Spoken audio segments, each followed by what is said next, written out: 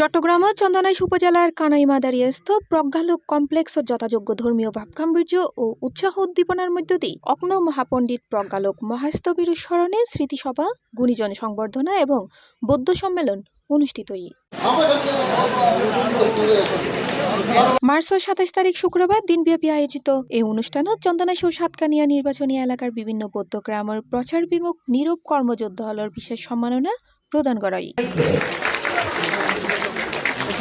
উক্ত অনুষ্ঠানত প্রধান অতিথি হিসেবে উপস্থিত আছেন চট্টগ্রাম ১৪ আসনের সংসদ সদস্য আলহাজ জসিমউদ্দিন আহমেদ। অনুষ্ঠানের শুভ উদ্বোধন করে জাতীয় বৌদ্ধ নেতা ও চন্দনাইশ বৌদ্ধ পরিষদের প্রধান পৃষ্ঠপোষক বাবু রাকাল চন্দ্র বড়ুয়া। এই কাজগুলো করার জন্য বাংলাদেশ জাতীয়তাবাদী দল অত্যন্ত আন্তরিক। আপনারা বৌদ্ধ সমাজে মা বোনরা ভাইরা আপনারা সবাই উপস্থিত আছেন এবং যারা এখানে উপস্থিত নাই তাদেরকে এই মেসেজটা আপনারা পৌঁছে দিবেন। এই চন্দনাইশের মধ্যে সর্বপ্রথম আপনাদের কাজে ইনশাআল্লাহ শুরু হবে। প্রজ্ঞালোক কমপ্লেক্সের প্রধান উপদেষ্টা বাবু কানন চৌধুরী সভাপতিত্বে আয়োজিত অনুষ্ঠানত স্বাগত বক্তব্য রাখে কমপ্লেক্সের প্রতিষ্ঠাতা ও সভাপতি বাবু নিবু বড়ুয়া। এ সময় বিশেষ অতিথি হিসেবে উপস্থিত আছেন চন্দনাইশ উপজেলা বিএনপির সাবেক সাধারণ সম্পাদক এম.এ. হাসাম রাজু।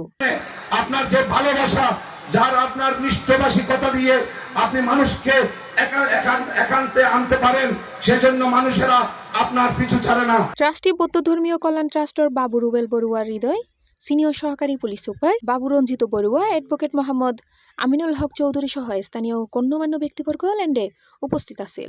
যারা আমরা বসবাস করি, আমি বৌদ্ধ ধর্মীয় কল্যাণ ট্রাস্টের ট্রাস্টি এখন বর্তমানে ১.৫ বছর হলে আমাকে যিনি ট্রাস্টিতে বসিয়েছেন উনি হচ্ছে যে বর্তমানে অর্থমন্ত্রী, অর্থ পরিকল্পনা মন্ত্রী।